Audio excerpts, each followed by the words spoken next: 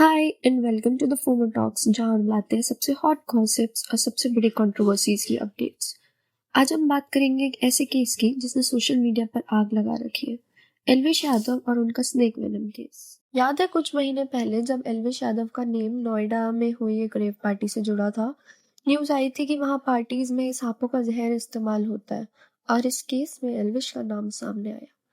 उस वक्त तो एल्विश ने सभी चार्जेस को गलत बताया था, लेकिन बाद में उन्हें अरेस्ट किया गया और पुलिस ने इस केस में उनके अगेंस्ट चार्जशीट भी फाइल की।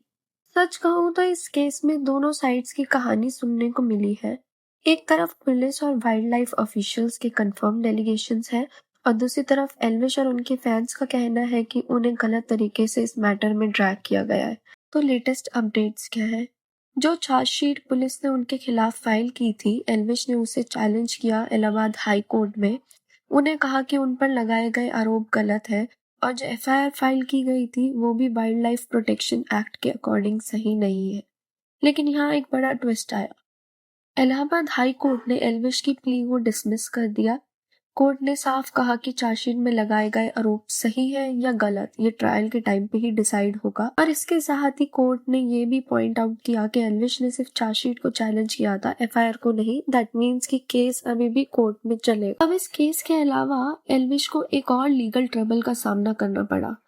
उन पर एक विटनेस को इंटिमिडेट करने का ब्लेम लगा।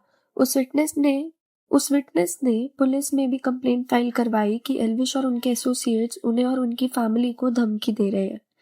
सुनने में आया है कि ये विटनेस और एल्विश के बीच पहले भी कुछ पर्सनल लेवल पर प्रॉब्लम्स थी। क्या इसलिए ये विटनेस एल्विश के अगेंस्ट गवाही दे रहा है?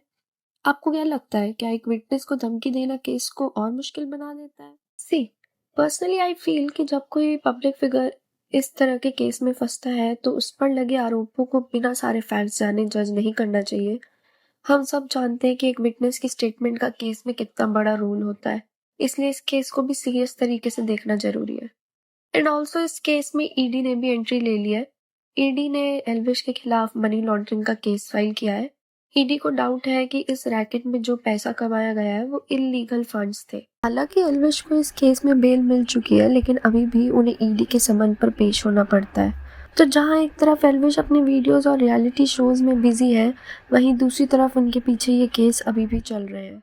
आज के लिए बस इतना ही। अब देखना ये होगा कि ट्रायल कोर्ट में एल्विश की साइड क्या आर्ग्यूमेंट्स पेश होती है और इस केस का फाइनल वर्डिक्ट क्या निकलता है।